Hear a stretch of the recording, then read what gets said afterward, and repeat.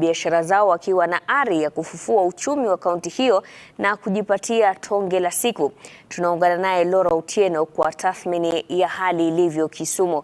Hujambo Laura, tunajua kwamba kuna wengi walikuwa wanatarajia kwamba matokeo raundi hii yangekuwa tofauti, lakini taswira ambayo inafurahisha kutoka kaunti ya Kisumu kwamba watu wanarejea katika biashara zao za kawaida.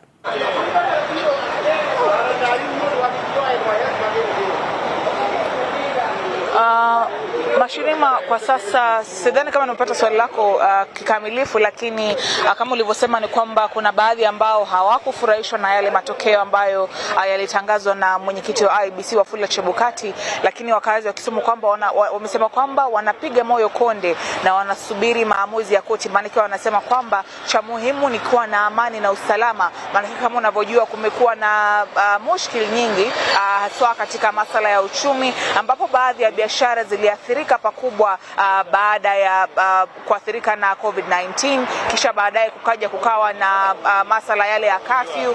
Kwa hivyo wengi wanasema kuwa wanatarajia kuwa amani itaendelea kudumishwa ili angalau warejelee hali ya kawaida katika kuimarisha uchumi wa kaunti ya Kisumu na uchumi wa nchi kwa jumla. Kwa sasa tupo katikati mwa jiji la Kisumu.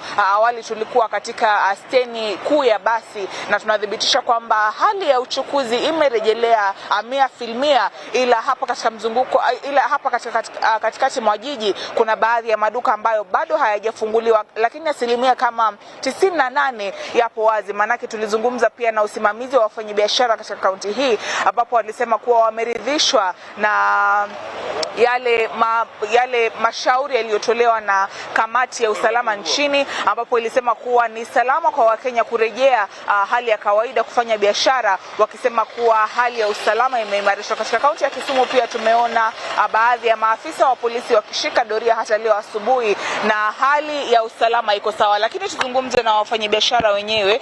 Naona kama wewe kwa kawaida unafanya kazi ya bodaboda, kwa sasa ukiangalia, ukilinganisha juzi, jana na leo, wateja wamerejea hapa jijini ama hali ya biashara iko namna gani? Kwa majina mimi naitwa Josephat Duor. Hali ya biashara hapa Kisumu bado iko chini, hata watu bado wako umumu, watu bado wanalea, lakini tuachie tu Mungu ndiye amejua. Shukrani sana. Na pengine wacha nizungumze na mwingine. Anza kwa jina na unaambie unatarajia nini haswa kutokana na asasi za usalama, maanake kwa sasa tunaona polisi wakishika doria, kuna baadhi ambao wanasema turejelee amani. Wewe kama mkazi wa Kisumu unatarajia nini kuhusiana na masuala ya amani na kuangalia jinsi ambavyo hali ya biashara inarejelea ya kawaida polepole? Kwa majina naitwa Steven Manyala ama Tenga kutoka hapa Kisumu. Lakini hapa Kisumu bado tuko na huzuni mingi sana. Vile tulisikia matokeo kuanzia juzi, hatuna furaha hapa Kisumu. Hata watu wengi wafanya biashara wengi bado wako kwa nyumba mpaka saa hizi. Watu wakuja hata kazini, wengine bado wanalea, wengine wako na njaa, pesa hakuna, chakula hakuna, watu bado wanalea. Sasa tunaomba serikali wa Kenya wasaidie wananchi. Tutaenda vile baba aliongea jana, bado tunangoja maamuzi, kwa maana jana tulisikia wanaenda kotini. Kama koti inaweza toa maamuzi mzuri, tunaweza furahi, kwa maana tuko na huzuni sana. Hata kulala watu walali, hata kukula wengine wakuli, watu bado wanaara mpaka leo, wako kwa choo wanaara sana. Tisu imeisha kwa supermarket, watu bado wanaara. Shaku Msimatusi, pia nizungumze. Anza na jina, unaambia unafanya kazi gani hapa jini Kisumu na ukiangalia hali ya biashara iko vipi? Mi kwa majina naitwa Jojo Chieng Akayoyo. Mi ni mfanyikazi kazi ya bodaboda. Tangu hii nini ya president itangazwe, kuna shida, huwezi kula.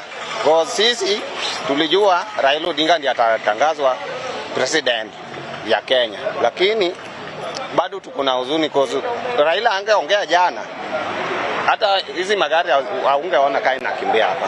Na sasa kama wewe mfanyabiashara unasema unafanya kazi ya uchukuzi na bodaboda, unatarajia nini kuendelea mbele ili angalau upate kitu ambacho unaweza rudi nacho nyumbani jioni? Baba jana aliongea. Sasa tuendelee tu na kazi kwa hatuwezi kaa kwa nyumba ati tunangoja mpaka hiyo mambo ya kotini ishe. biashara iendelee tu mbele, ndio tufanye kazi. Hata sisi pia tunaweza pata kitu, mtoto anaweza kunywa hata maziwa. Naam, shukrani sana. Kama ulivyosikia, basi ni maoni mseto kutoka kwa wakazi wa Kisumu. Wanasema kwamba hawajaridhishwa na yale matokeo yaliyotangazwa na mwenyekiti wa IEBC, lakini wanatarajia kuwa hali ya biashara itarejea kama kawaida. Kwa hivyo tutafanya pita katika sehemu mbalimbali tuone ambavyo biashara itakuwa ikiendelea, lakini kama walivyosema ni kwamba kuna baadhi ya sehemu ambazo bado hazijarejea kabisa. Unasikia kwamba wafanyabiashara wanasema kwamba wateja hawajarejea kikamilifu, lakini wanatarajia kwamba hali ya usalama itaendelea kudumishwa ili angalau wapate namna ya kujikimu. Basi tuende kwa mwenzangu John Wanyama, pengine hali jijini Eldoret iko namna gani? Naam, Laura, asante sana kutoka Kisumu. Katika kaunti ya Uasin Gishu kuna hali tofauti ikilinganishwa na mahali ambapo huko. Kufikia sasa watu bado wanamiminika nyumbani kwake naibu Rais William Ruto, rais mteule ambaye alichaguliwa na kutangazwa na tume ya IEBC. Kufikia sasa sherehe zinaendelea, lakini kwa sasa niko katika kaunti ya Kakamega pale ambapo viongozi mbalimbali kutoka kaunti hii wamekutana hapa kujadili tu mbinu na namna wao watakuwa wanaenda kwenye kinyang'anyiro cha uchaguzi ambao uko mbele yao, uchaguzi wa ugavana. Wanafahamu fika kwamba licha ya kwamba wamemaliza uchaguzi mkuu, wana kile kibarua cha kuhakikisha kwamba wanamchagua gavana, na hii leo ndiposa wamefika hapa. Mbunge ambaye amechaguliwa katika eneo bunge hili la Likuyani, Mheshimiwa, habari asubuhi na asante kwa kutupa fursa ya kuzungumza nasi. Mkutano huu unalenga nini na pengine uchaguzi huu una umuhimu gani katika chama chenu? Asante sana Bwana Wanyama. Leo tumekutana kama viongozi wa chama cha ODM katika constituency yetu ya Likuyani, na shughuli kuu ni kuweka mikakati ili tuweze kupata ushindi mkubwa sana ifikapo siku ya Jumanne, tuweze kumchagua Fernandez Baraza kama gavana wa Kakamega. Na pia tumetoa ujumbe uende mashabiki wetu, wafuasi wetu kwamba pale juu wasigadhabike na hiyo kura ya urais. Tunawaambia kwamba safari bado inaendelea. Mawakili wetu na wanasheria wetu wanatumia mbinu zile zote ambazo zimepeanwa kikatiba kuangalia vile watarekebisha yale makosa na hujuma ambao tumefanyiwa na IEBC. Na tumeona tayari kwamba makomishona wenyewe hawakubaliani na matokeo, na pia sisi katika nakili zetu tunaona kuna tofauti kubwa na kwamba aliyeshinda ni Raila Amolo Odinga. Lakini tutatumia mbinu za kisheria kufuatilia mbinu ambazo tumepewa kikatiba ili kuhakikisha ushindi wetu tutapata. Najua utachelewa lakini tutaupata. Kwa hivyo nawahakikishia tu wafuasi wetu kwamba rais wa Kenya bado ni Uhuru Muigai Kenyatta. Huyu mwingine ambaye amepewa wacha watasherekea kwa muda mfupi, sisi tukijipanga, lakini bado hatujakata tamaa. Tunaendelea kuweka mikakati, lakini kwa sasa mheshimiwa yeye ndiye ametangazwa na tume kwa sasa. Pengine tuachie mahakama uchaguzi wa Kakamega, hiyo ndio jambo la kimsingi ambalo tunaangalia siku ya leo. Kakamega tunaweka mikakati yote ili kumchagua Fernandez Baraza. Tunajua pia hii ya Kakamega imekuwa ni hujuma, sababu tunajaribu kuelewa ni vipi ilifanyika. Deputy party leaders wawili ngombe zao Mombasa na Kakamega ndizo zikasemekana zina shida. Tunajiuliza pia hawa ndio wale magavana ambao walikuwa wameteuliwa tayari kuwa mawaziri. Mbona? Na tunajua hii ili affect sana pia voter turnout na ilikuwa iwe morale ya watu wetu. Lakini sisi tunaambia wananchi wetu wa Kakamega na Mombasa kwamba msife moyo, mjitolee muhanga, tungangane pamoja ili Jumanne tuweze kuaibisha hawa watu ambao walikuwa wanajaribu kutuwekea hizi hujuma na kugandamiza watu wetu. Na tuna imani kwamba tutapata ushindi mkubwa zaidi ya ule tungepata wiki jana. Na tumejitokeza. Tuna wanajeshi wetu wako mashinani, watakiona. Naam, asante sana. Pengine mama, wewe maoni yako ni yapi kuhusiana na uchaguzi huu mmekongamana siku hii ya leo, ugavana wa Kakamega? Mimi kama mama wa Kakamega, kwanza nina uchungu jinsi walivyotufanyia sisi watu wa Kakamega. tumeshaona tuna kitu ambacho kilikuwa kinaendelea ambacho hakikufurahisha watu wa Kakamega, na tunaomba ya kwamba watu wetu mashinani mujitokeze, tupige kura hii mundu tuweze kufaulu Fernandez Barasa awe gavana yetu, na ninahakikishia watu wa Kakamega Fernandez Barasa ndiye atakayekuwa gavana wetu wa 2022. Liwe liwalo, sisi wa mama tumejifunga, tumejikaza. Na ningependa kupatia Mheshimiwa Chepkati barua ya kwamba tuliona body language yake, tulimuona jinsi alitembea, na yeye ajue ya kwamba unapopanda utavuna yenye umepanda. Yale ametupandia ndiyo atakayevuna. Mungu awabariki. Naam. Mheshimiwa, ukimalizia. Hello. Kwa majina anaitwa Mr. Joseph Indika, Chairman ODM Likuyani branch. Tumekongamana hapa siku ya leo kuhakikishia watu wa Kakamega ya kwamba kama chama tumejipanga kupata ushindi wa ugavana tarehe 23 chini ya Fernandez Barasa. Sisi kama chama hakuna vile tutaruhusu ushindi uende kwa chama kingine, kwa sababu kutoka 2013 tumekuwa na serikali ya ODM hapa Kakamega. Tuko tayari kuunda serikali ya Kakamega chini ya Fernandez Barasa kwa chama cha ODM, na tunahakikishia wafuasi wetu ya kwamba siku hiyo ikifika wajitokeze na wapige kura kwa Fernandez Barasa. Hakuna vile mtu mwingine ataongoza, na wa MCS katika Kakamega County ni watu wa Azimio ODM 48 na MPs. So hata ule ambaye anatarajia kuwa governor asiote. MPs tuko nao 9 10. Asante sana jamaa yangu.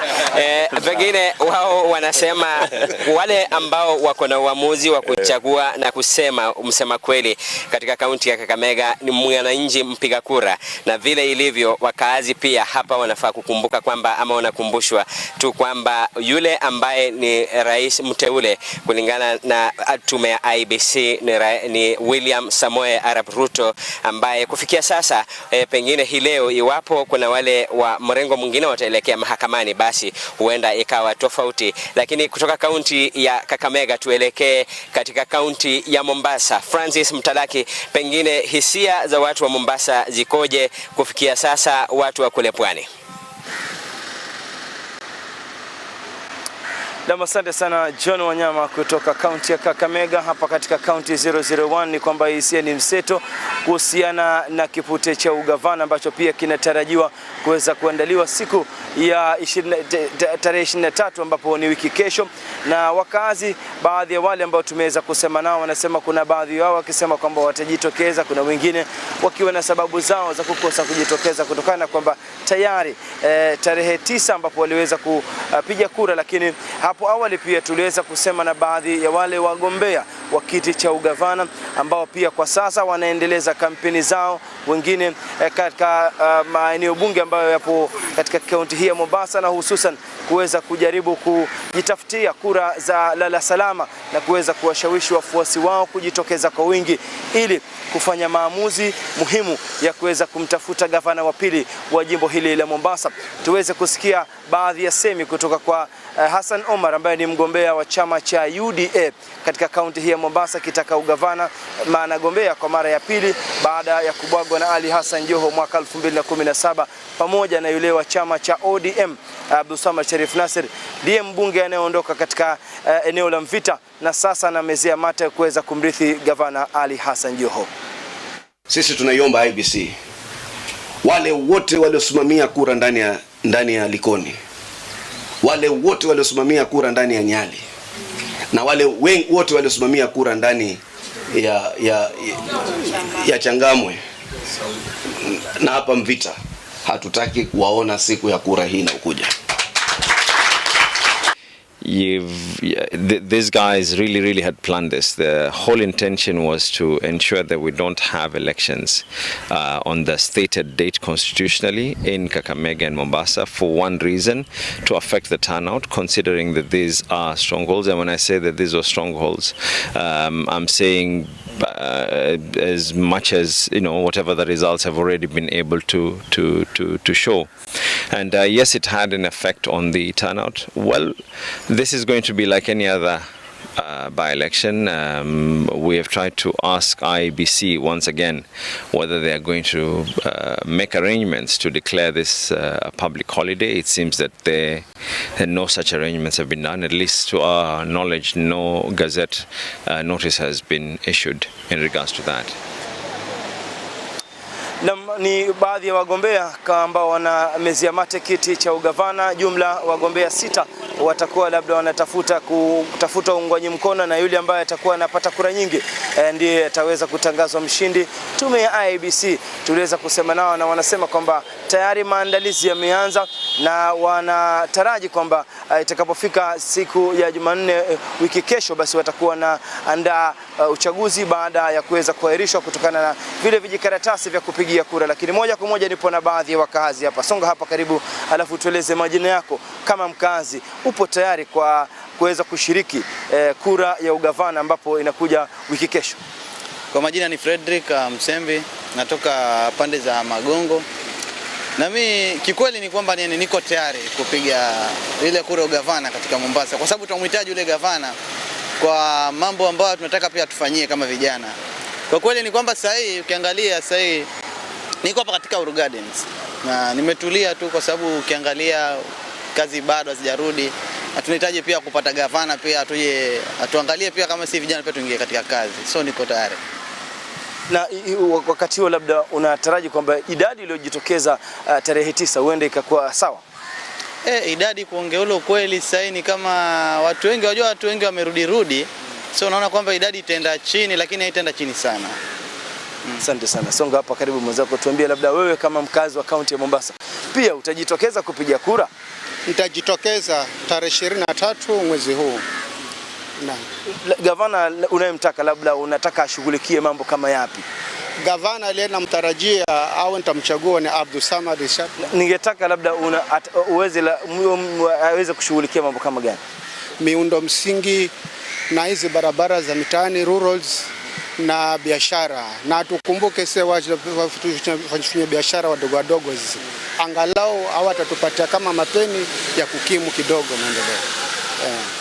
Asante. So labda tupata mwingine, njoo karibu hapa alafu tueleze labda mkando na hayo kipute cha ugavana, kuna mambo kadha wa kadha ukiweza kuangalia katika jimbo hili la Mombasa. Pia shughuli za kibiashara zimeweza kurudi, baadhi ya wakazi pia wakisema kwamba wanahitaji biashara zirudi. Labda tuweze kupata pia mkazi mmoja hapo, tueleze labda upande wa biashara uko namna gani, labda kwa upande huo labda biashara ziko namna gani? Kwa majina naitwa Olive. Upande wa biashara imerudi, lakini sio sana. Pesa hakuna, watu wengi hawajakurudi kazini. Halafu na hizi showrooms huwa watu wanatoka nje ng'ambo ya Nairobi huko kununua bidhaa huku, magari. Sasa hawajaanza kufungua biashara vizuri ya magari. Asante sana. Naam, ni baadhi tu ya wakazi na kutoka kaunti ya Mombasa. Basi tunaelekea ambapo waziri wa elimu Profesa George Magoha anatoa taarifa kwa wanahabari, huenda kazungumzia swala nzima pia la uchaguzi ambao unatarajiwa kufanyika katika maeneo tofauti. Tuweza kusikiza Profesa George Magoha ana yepi. A bedroom that is clean with a bed that is made and a carpet on the floor. You don't want broken pots all over the place. Because of that, we have agreed as a government that we are going to continue to complete these CBC classrooms, which we started about 7 months ago now.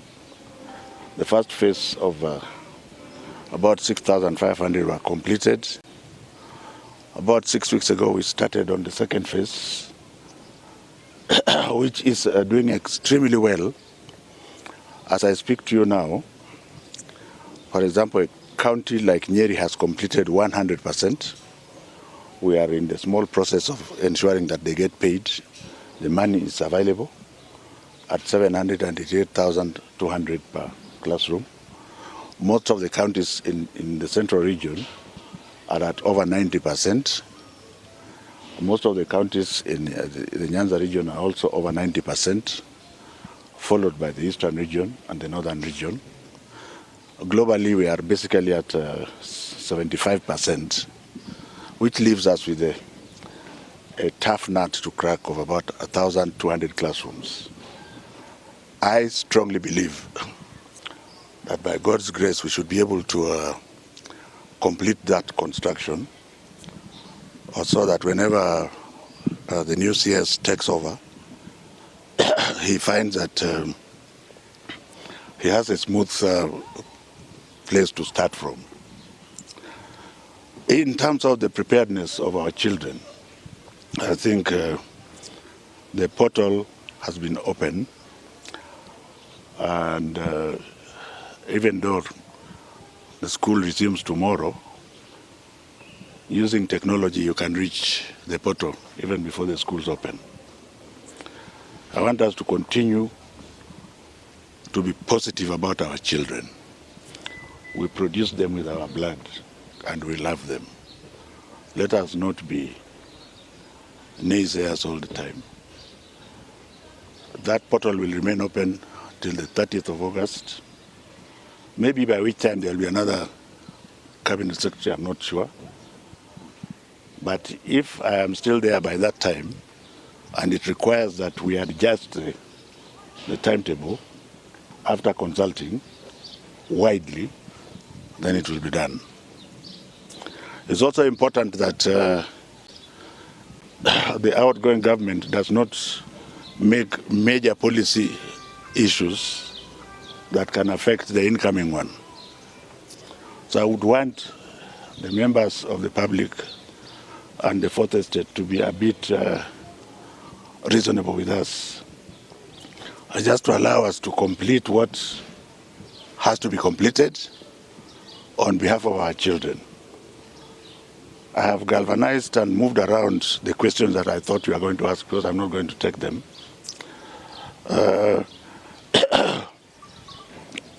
Nobody knows when I have an askari who seems to be very good.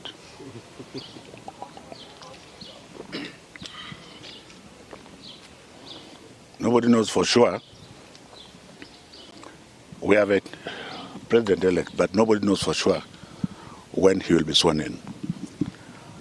I am not a politician, so don't think, and I have never been one. But it doesn't mean that the politicians are also not good people. So as we galvanize this very difficult time, can we cross the bridges as we get there? Are we together? We shall cross the bridges as we get there. This ministry, under the government of the outgoing government of His Excellency Uhuru Muigai Kenyatta, is going to do everything possible to ensure that we work with other ministries and make certain decisions at the appropriate time. For example, if there is going to be an election in the near future, after thorough consultation, the government will pronounce itself about our children, and the most important thing that we shall consider is their safety. For example, if the children are already in the boarding classes, in the boarding schools, and those boarding schools are to be used for a day or so, those children will not be taken home. They can, for example, be told, for this day, you just play games and remain in the hostel. It's much better and easier to deal with it that way. Are we together here? I hope I've answered all your questions which are unasked. And thank you very much for your continuous cooperation. Let me end up by saying that it has not been easy being a CS for education during COVID. And in order for me to move things forward, I have been very firm, at times extremely firm. In between the firmness, one may say that one has cracked certain jokes. I want to say without any fear of contradiction that if any of those jokes went to the wrong side, that was not the intention. And my apologies to the the general public about that. There is nobody who is perfect. I believe that in order for me to have been given the opportunity to serve in this capacity, it was purely by the grace of God. As a practicing Christian, I respect everybody, from the lowest to the highest. The way you see me, and I think he can attest, the courage that I have, first of all, comes from God. Secondly, it comes from Starehe Boys Center training. We are eagles and we fly high. And we are not afraid. And we deliver. We deliver to the extent that even if you don't like us as eagles, you can go and count what we have delivered. If during that process we have looked like we are arrogant, then we seek your forgiveness, but not that we are about to change. Eagles always keep on flying. And when the eagle is going, he doesn't, he just disappears into the air. That's what is going to happen to us. As the president's handyman, you expect us to go with him. All we want is to assure the public, the general public, that we have taken all the arrows and the stones.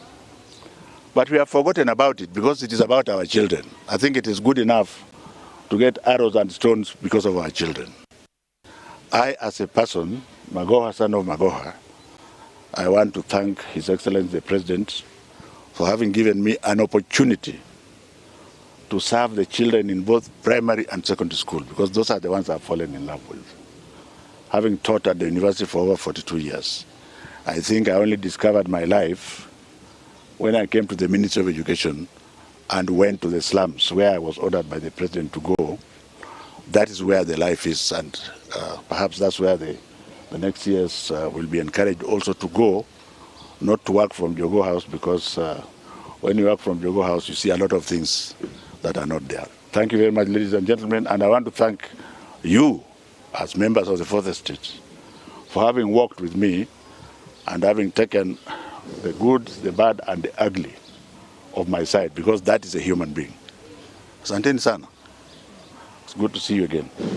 And you'll see me moving around the country, hopefully until the day that we have a new head of state, which would then mean that I cease to complete what I'm hoping to complete. But I also hope that by that time, my main target, which is completing the classrooms, will have been done. Thank you.